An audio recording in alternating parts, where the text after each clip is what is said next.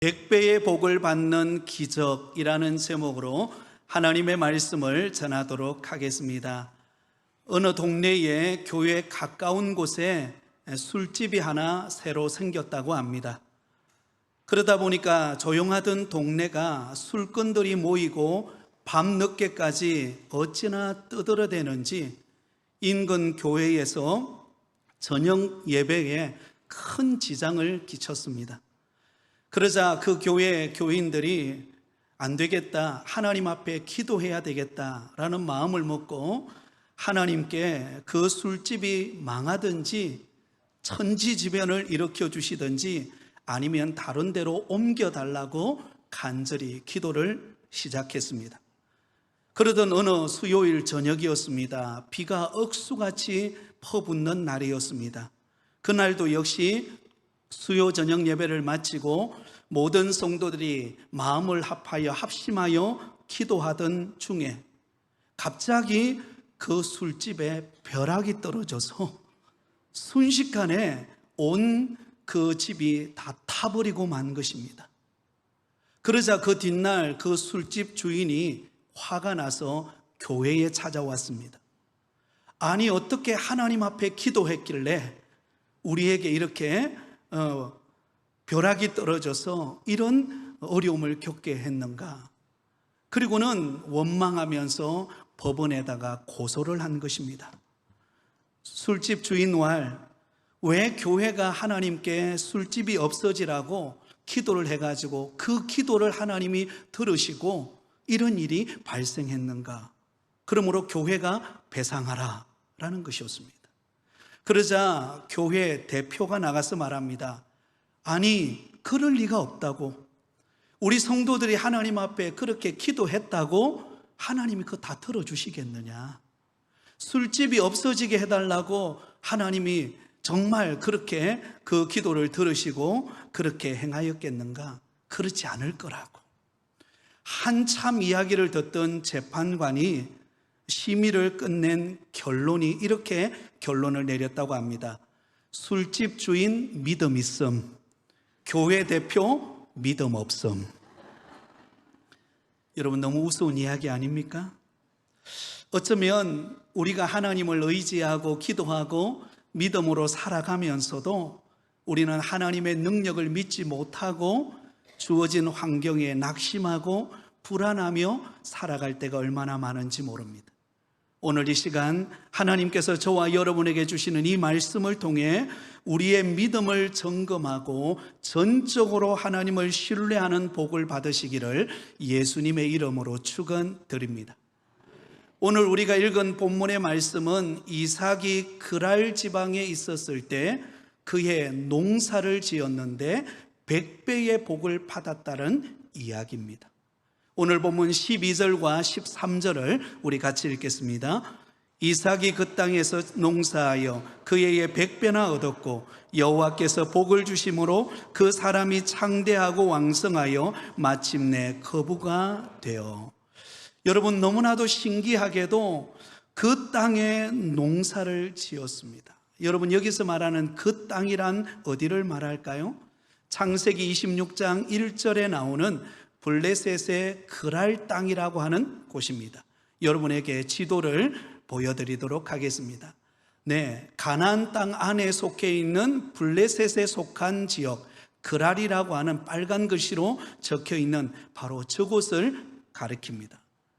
그 그랄이라고 하는 땅에 여러분 농사를 지었는데 몇 배의 수확을 거두었다고요?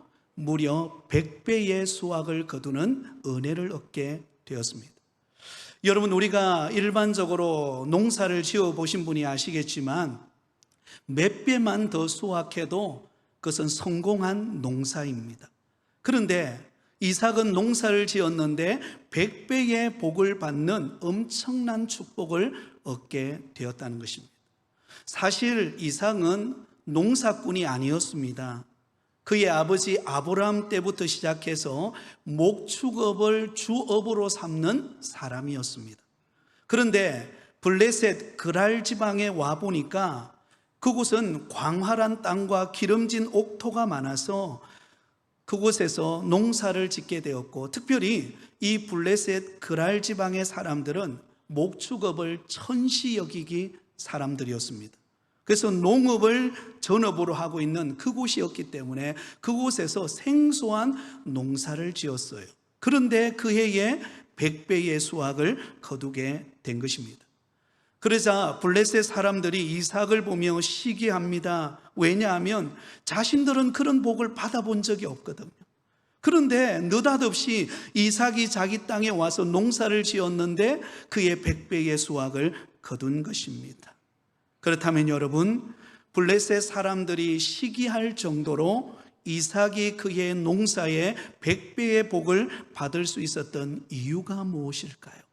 자, 12절에 보면 이렇게 기록되어 있습니다. 여호와께서 복을 주심으로. 한번 따라하겠습니다. 여호와께서 복을 주심으로. 네, 하나님께서 이삭에게 복을 주셨기 때문이라는 것입니다. 심지어 여러분, 하나님께서 이삭에게 농사만 복을 주신 것 아니에요. 13절과 14절 말씀에 보면 엄청난 복을 또한 주셨는데요, 같이 읽습니다. 그 사람이 창대하고 왕성하여 마침내 거부가 되어 양과 소가 떼를 이루고 종이 힘이 많으므로 블레셋 사람이 그를 시기하여. 네, 농사뿐만 아니라 모든 산업에 그가 거부가 되었습니다. 양과 소가 떼를 이루고 종들도 힘이 많을 만큼 이루 세아릴 수 없을 만큼 많은 복을 받는 거부가 되었습니다.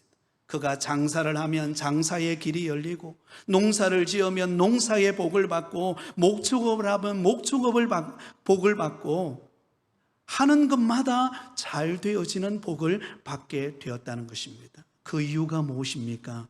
여호와께서 복을 주심으로.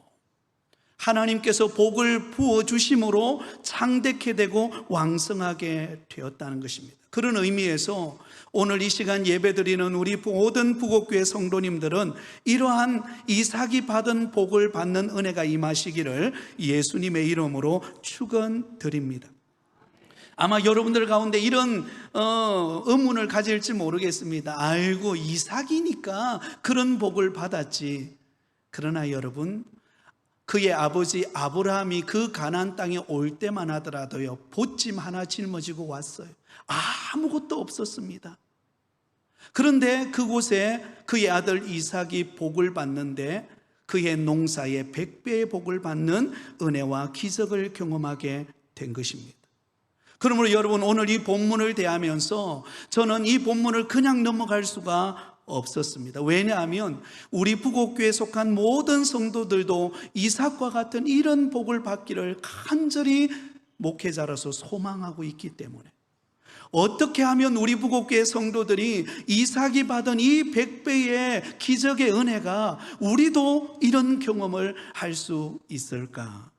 여러분, 도대체 이삭이 100배의 복을 받은 이유가 무엇일까요? 여러분, 그 이유에는요, 몇 가지 원리가 있습니다. 이삭이 100배의 복을 받은 영적인 원리 3가지가 있는 것을 발견하게 되었습니다. 이 3가지 영적 원리를 통해 저와 여러분이 이삭과 같은 복을 받으시기를 다시 한 번 더 축복합니다. 자, 그 첫 번째는 이삭은 보는 것을 따라 살지 않고 믿음을 따라 살았다는 것입니다. 한번 따라하겠습니다. 보는 것을 따라 살지 않고 믿음을 따라 살라. 네, 그렇습니다. 지금 우리 앞에 보이는, 당장 눈앞에 보이는 그 현실을 바라보며 살지 말고 그 안에서 역사하고 계시는 하나님을 믿는 믿음을 따라 살 때 이삭이 받은 100배의 복의 저와 여러분의 것이 될 것입니다. 여러분, 당시 이삭이 이주해서 거주하는 이 그랄 땅의 상황이 어떠했을까요? 너무나도 아이러니하게도 여러분, 바로 그때 흉년이 들어서 너무나 힘든 상황에 놓여 있었다는 것입니다. 창세기 26장 1절은 이렇게 기록하고 있습니다. 우리 같이 읽습니다. 아브라함 때에 첫 흉년이 들었더니 그 땅에 또 흉년이 들매 이삭이 그랄로 가서 블레셋 왕 아비멜렉에 이르렀더니. 자, 여러분, 여기 보면 아브라함 때의 첫 번째 흉년이 들었습니다. 아브라함이 약속의 땅 가나안 땅에 들어왔을 때 그 앞에 펼쳐진 환경은 만사형통이 아니었어요. 너무나 힘들고 어려운 흉년의 때를 맞이하여서 도저히 그 약속의 땅 가나안 땅에 살 수가 없어서 아브라함이 어디로 피신합니까? 애굽 땅으로 피신하여 내려갔던 적이 있습니다. 바로 그때와 같이 이삭의 때에도 바로 이러한 흉년이 들어서 도저히 먹고 살기 힘든 상황에 그들이 놓이게 된 것입니다. 여러분, 흉년이 들면은요, 농사를 짓는 사람들은 너무나 힘들고 고통스럽습니다. 살아갈 길이 막막하고 어찌할 바를 모르는 환경에 놓이게 됩니다. 저도 어릴 때 저희 집이 가정이 농사를 지었기 때문에 거의 한 3, 4년마다 폭우가 쏟아지면 그때는 제방시설이 잘 되어 있지를 않았습니다.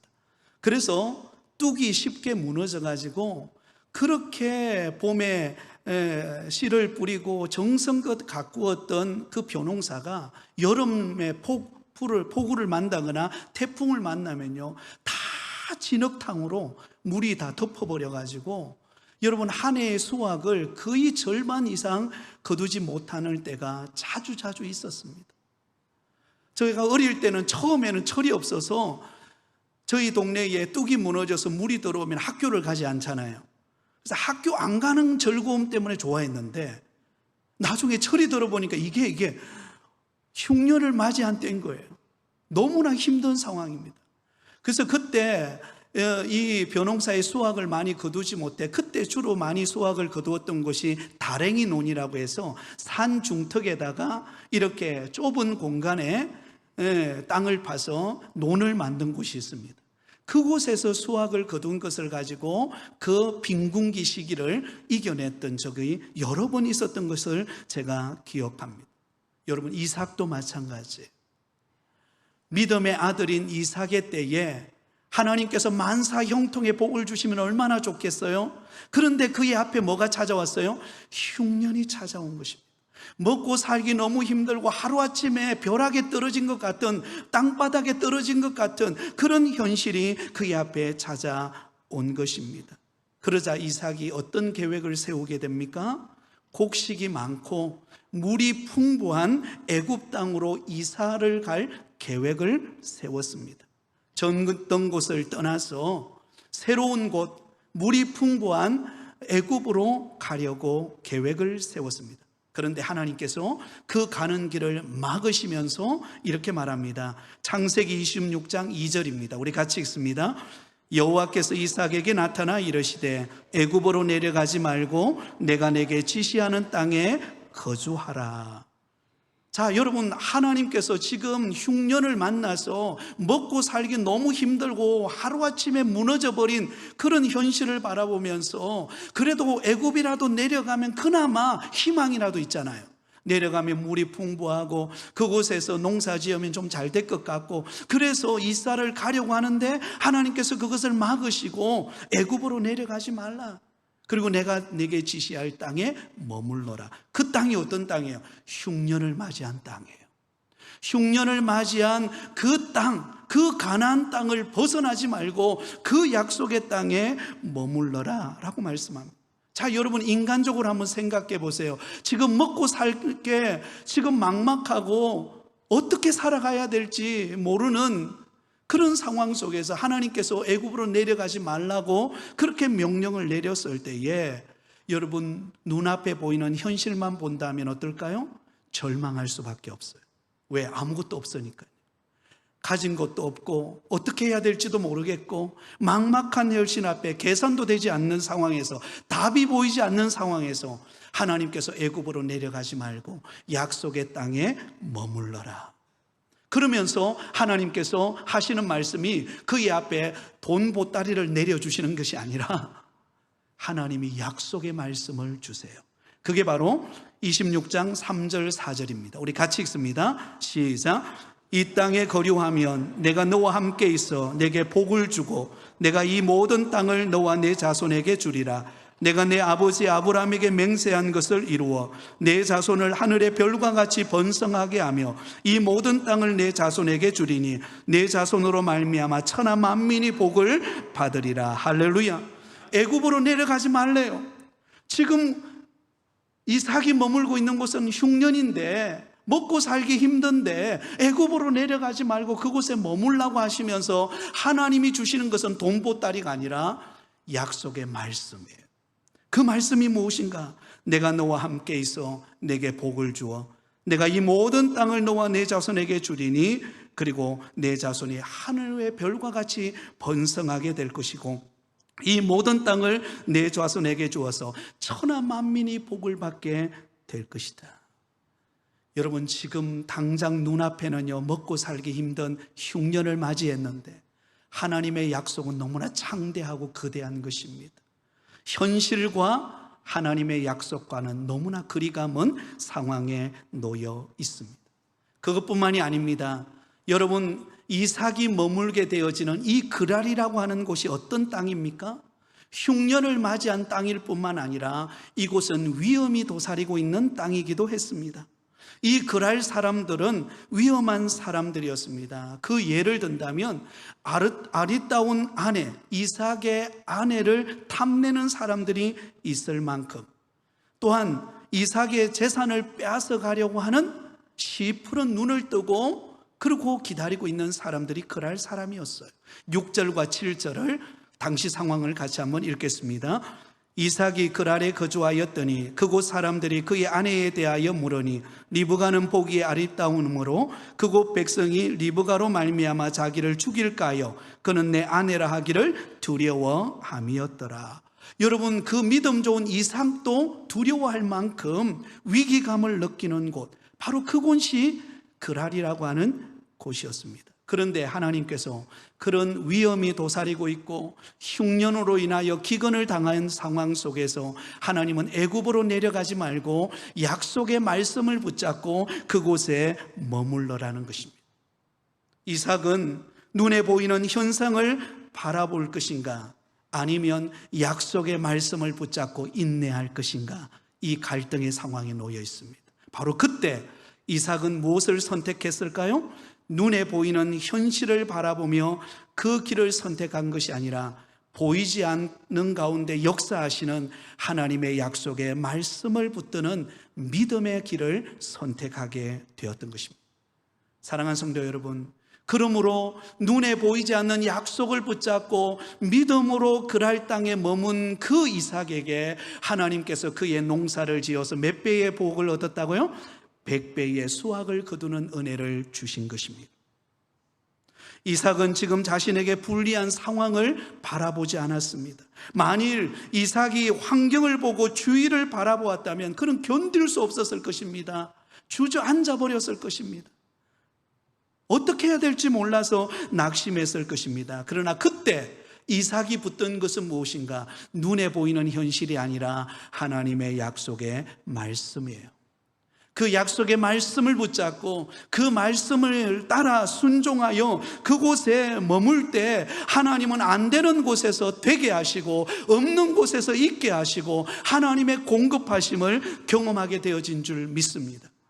여러분, 광야의 길을 걸어가던 이스라엘 백성들을 한번 생각해 보세요. 40년 광야의 길을 걸어가는 이스라엘 백성들, 그들이 애굽에서 출애굽해 나올 때 그들이 가지고 왔던 양식은 한 달 만에 다 떨어져 버렸습니다. 한 달 만에 다 동이 나버렸어요. 이제는 어떻게 먹고 살 것인지, 어떻게 그 힘든 광야의 길을 걸어가야 될 것인지 막막하고 너무나 현실만 바라보면 너무나 절망적이었습니다. 그런데 여러분, 그때 하나님께서 어떻게 하십니까? 그들을 굶기지 않으세요. 하나님이 그들을 외면하지 않습니다. 하나님께서는 낮에는 구름 기둥으로 밤에는 불 기둥으로 그들의 걸음을 인도하십니다. 할렐루야. 그리고 하늘에 만나를 내리시고 메추라기를 내리셔서 그들이 매일같이 그들이 그 만나를 거두어서 하루하루 살아갈 수 있는 그 여건과 환경을 하나님께서 열어주세요. 목마를 때 반석을 열어 물을 마시게 하시고 적들이 쳐들어와서 어려움을 겪을 때에 하나님의 능력의 손으로, 하나님의 능력의 손으로 그것을 막으시고 그들의 걸음을 인도하여서 약속의 땅 가나안 땅으로 들어올 수 있도록 하나님께서 은혜와 자비를 베풀어 주신 것 아니에요? 하나님의 공급하심이 있었던 것입니다. 사랑하는 성도 여러분, 우리는 잊지 마시기 바랍니다. 내 환경을 바라보면 우리는 절망하고 낙심할 수밖에 없어요. 그러나 보이지 않지만 우리 가운데 역사하시고 앞서 행하시는 하나님께서 우리의 필요를 아시고 공급하시는 하나님이심을 기억하시기를 바라요. 그리고 그 약속의 말씀을 붙잡고 나아가시기 바랍니다. 신명기 28장에 순종하는 자에게 이런 복을 약속하고 있습니다. 신명기 28장 2절에서 6절까지 우리 같이 한번 믿음으로 고백하겠습니다. 내가 내 하나님 여호와의 말씀을 청종하면 이 모든 복이 내게 임하며 내게 이르리니 성읍에서도 복을 받고 들에서도 복을 받을 것이며 내 몸의 자녀와 내 토지의 소산과 내 짐승의 새끼와 소와 양의 새끼가 복을 받을 것이며 내 광주리와 떡반죽 그릇이 복을 받을 것이며 내가 들어와도 복을 받고 나가도 복을 받을 것이니라. 할렐루야. 내 하나님의 말씀을 청종하면 눈에 보이는 것을 바라보지 않고 우리 눈에 보이지 않지만 앞서 행하시는 하나님의 약속을 붙잡고 믿음으로 순종해 나가는 사람에게 아무리 흉년의 때라 할지라도, 망하는 상황에 놓여 있다 할지라도, 살기 힘든 상황에 있다 할지라도 하나님이 우리를 붙드신다는 것입니다. 하나님이 우리의 걸음을 이끌어 가신다는 것입니다. 그러므로 우리는 눈에 보이는 대로 살지 말고 약속의 말씀을 붙잡고 사시기 바랍니다. 하나님의 약속의 말씀을 붙잡으면 하나님이 우리 인생을 책임져 가십니다. 하나님이 역사하십니다. 안 될 것 같은데 되게 하십니다. 제가 신학을 하고 신대원을 가려고 하니까 저희 아버지가 제게 하는 말이, 반대하지는 않으셨어요. 그 당시만 저희 아버님 믿지를 않으셨는데요, 반대하지는 않으셨지만 하는 말이, 네가 그 힘든 길을 어찌 가려고 그러느냐, 그리고 신대원에 공부하고 또 앞으로 여러 가지 목사가 되어 사역하는 그 모든 것에 필요한 것을 어떻게 채우려 가려고 하느냐. 여러분, 아버지가 현실적으로 볼 때 맞는 말이죠. 그러나 제가 그때 했던 말이, 아버지, 저는 알 수 없지만 그러나 하나님이 부르셔서 하나님이 제 인생을 책임져 주실 것입니다. 아니나 다를까 오늘에 오기까지 하나님께서는 힘든 과정도 있었지만 그 모든 과정 속에서 하나님의 공급하심과 하나님의 능력과 하나님의 채워주심을 경험했습니다. 사랑하는 여러분, 안 될 것 같지만 됩니다. 없는 것 같지만 하나님은 있게 하십니다. 그러므로 눈앞에 보이는 것을 붙잡지 말고 약속의 말씀을 붙잡고 하나님을 믿는 믿음으로 살아가시기를 예수님의 이름으로 축원드립니다. 두 번째로, 이삭이 100배의 복을 받은 기적의 이유는 무엇인가? 이삭은 감정에 치우치지 않고 온유함으로 승리했다는 것입니다. 한번 따라하겠습니다. 감정에 치우치지 말고 온유함으로 승리하라. 여러분, 때로는 내 환경에 어려움이 닥쳐오고 고난이 닥쳐오고 예상치 못했던 어려움을 당할 때 우리의 감정이요, 가만히 있지를 않습니다. 내 마음속에 일어나는 감정대로, 온갖 감정들이 나를 짓누르고 힘들게 합니다. 그러나 그때 우리에게 필요한 것이 무엇인가? 온유함입니다. 온유함으로 이겨내십시오. 자, 14절과 15절 말씀을 우리 같이 읽습니다. 양과 소가 떼를 이루고 종이 심이 많으므로 블레셋 사람이 그를 시기하여 그 아버지 아브람 때에 그 아버지의 종들이 판 모든 우물을 막고 흙으로 메웠더라. 자, 여러분, 여기 보면 블레셋 그랄 사람들이요, 이삭이 하나님께서 복을 주셔서 그의 100배의 복을 받고 하는 일들마다 잘 되어지기 시작하니까 여러분, 그 블레셋 사람, 그랄 사람들이 이 이삭을 시기하기 시작합니다. 그러자 여러분, 이삭이 애써서 판 우물을 그들이 메꿔버리는 일이 발생하게 된 것입니다. 여러분, 사람의 시기심이요, 얼마나 참 대단한가를 알 수가 있습니다. 남 잘 되는 꼴을 못 봅니다.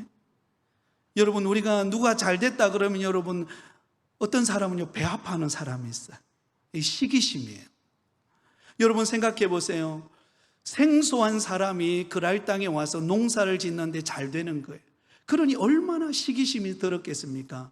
그래서 여러분 이삭이 판 우물을 메워버립니다.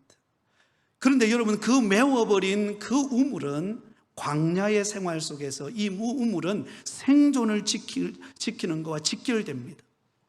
중요한 재산이에요. 우물을 판다는 것은 굉장히 중요한 재산입니다. 생명과 같은 것입니다. 그런데 그것을 메꾸어 버립니다. 심지어 블레셋 왕이 이삭에게 그 좋은 우물과 농장을 두고 떠나라고 명령합니다. 여러분 같으면 어떻게 하겠습니까? 애써서 수고해서 우물을 팠는데 그 우물을 메워버린 것뿐만 아니라 그곳을 떠나라고 할 때에 얼마나 억울한 마음이 듭니까? 얼마나 참 괴로운 마음이 듭니까? 분노가 치밀어 올 수밖에 없죠. 자, 16절과 17절을 보세요. 같이 읽습니다. 아비멜렉이 이삭에게 이르되 내가 우리보다 크게 강성한 저 우리를 떠나라. 이삭이 그곳을 떠나 그랄 골짜기에 장막을 치고 거기 거류하니라. 여러분 이삭 입장에서 볼 때는 꼴도 보기 싫어서요 더 다른 데로 그냥 애굽으로 내려가든지 딴 데로 가버리고 말 것이에요. 그러나 뭐가 기억나고 있어요? 하나님이 애굽으로 내려가지 말라라고 하니까 그곳에 있는 거예요. 그래서 그랄 골짜기로 갑니다. 골짜기, 깊은 골짜기로 가서 그곳에서 장막을 쳐요.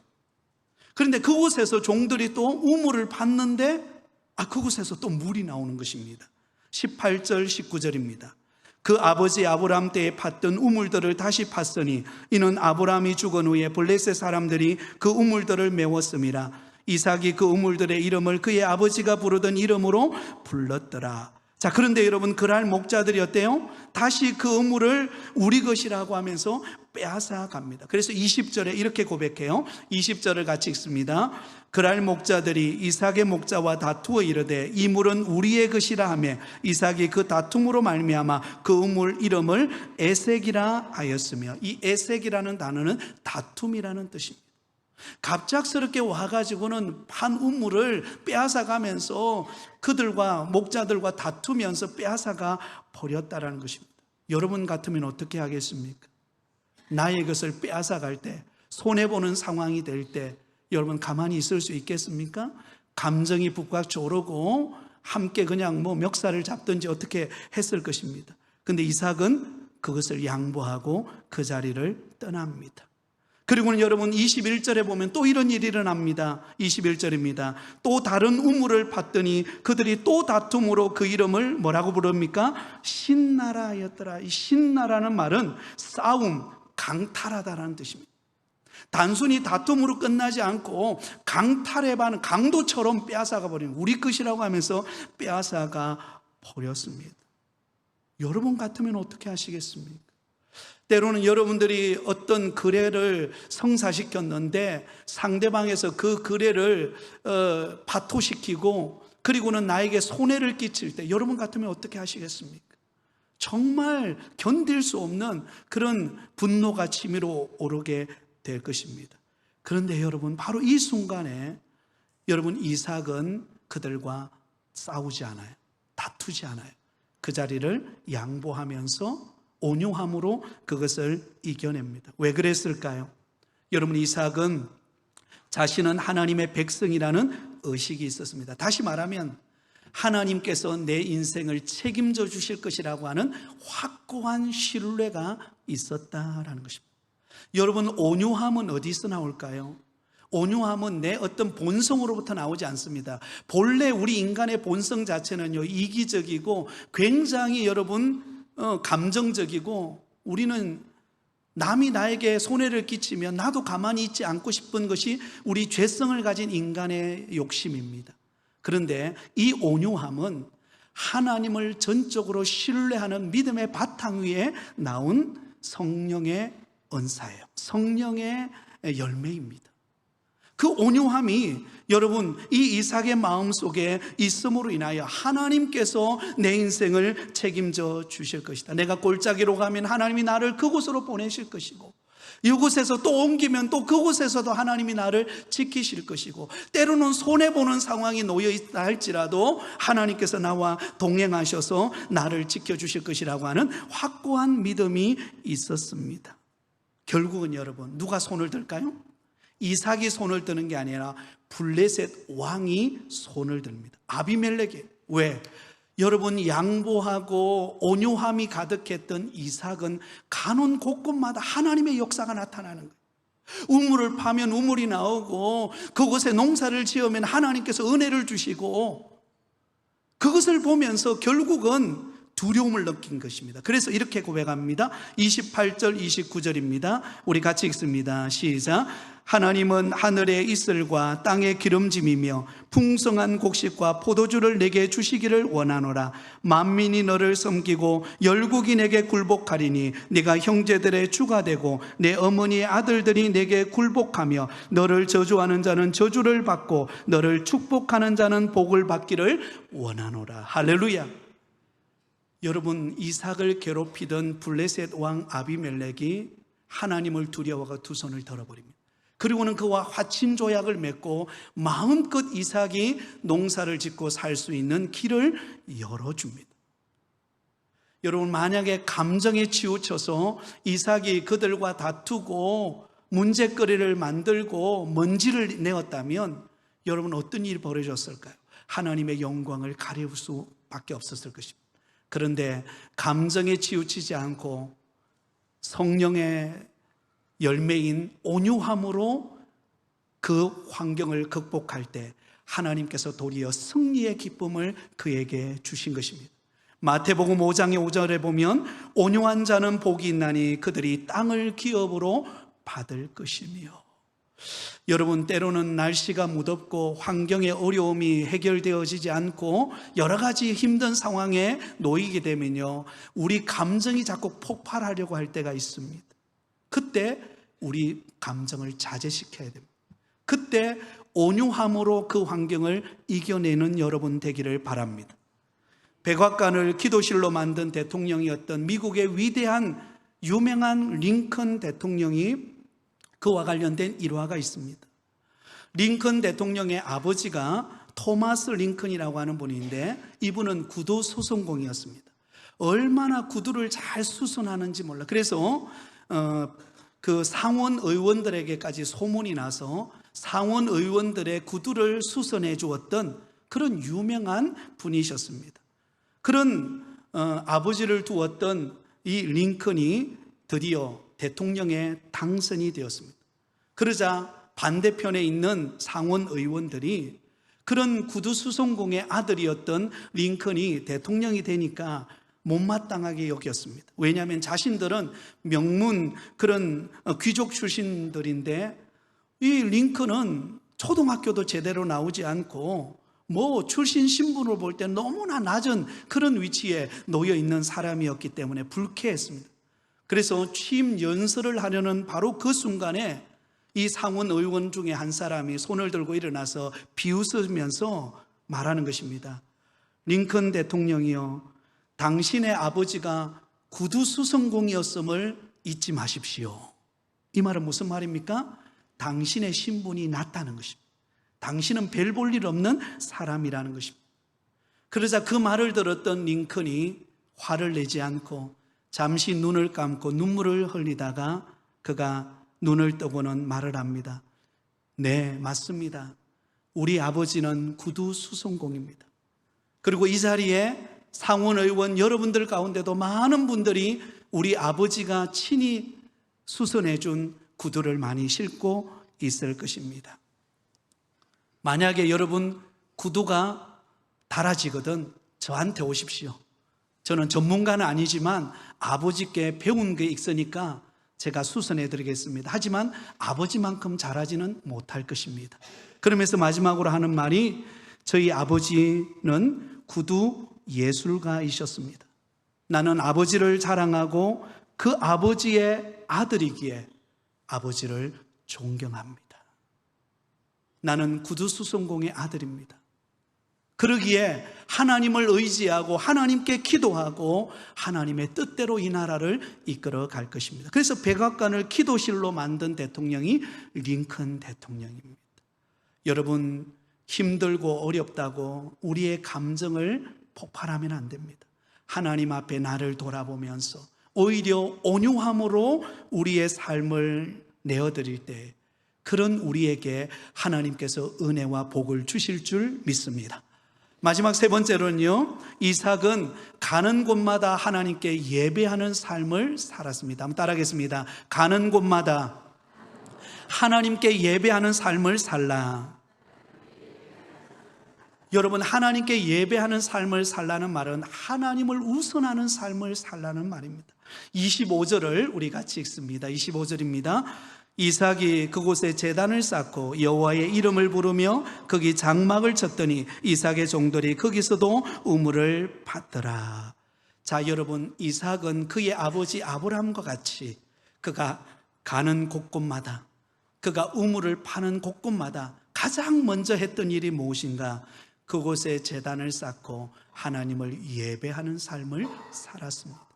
하나님을 가장 우선하는 삶을 살았습니다. 내 환경이 어떠하든지 내 상황이 어떠하든지 그곳에서 하나님을 예배하기를 힘썼습니다. 가진 것 없고 잡히는 것 없고 보이는 것 없지만 그러나 내 삶을 주관하고 계시는 그 하나님이 내 인생을 붙들고 있다라는 믿음을 가지고 하나님께 예배하고 하나님의 영광을 드러내기 시작할 때에 그 예배의 삶을 살고 하나님을 우선하는 그런 이삭에게 하나님께서 그의 농사에 100배의 복을 허락하신 것입니다.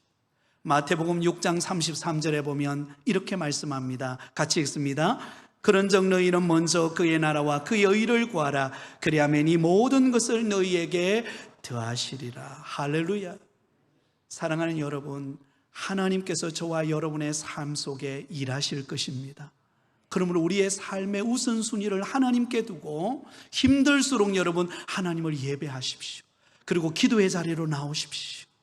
하나님 앞에 결단하고 헌신하며 나올 때에 하나님은요, 우리가 생각하는 그 이상의 것으로 우리의 앞길을 인도해 가실 것입니다. 여러분, 이 약속의 말씀을 붙잡고 간절히 소원하기는 우리 부곡교회에 속한 모든 성도들의 가정이 100배의 복을 받아서 이삭처럼 하나님의 영광을 나타내는 복된 삶을 살아가시기를 예수님의 이름으로 축원드립니다.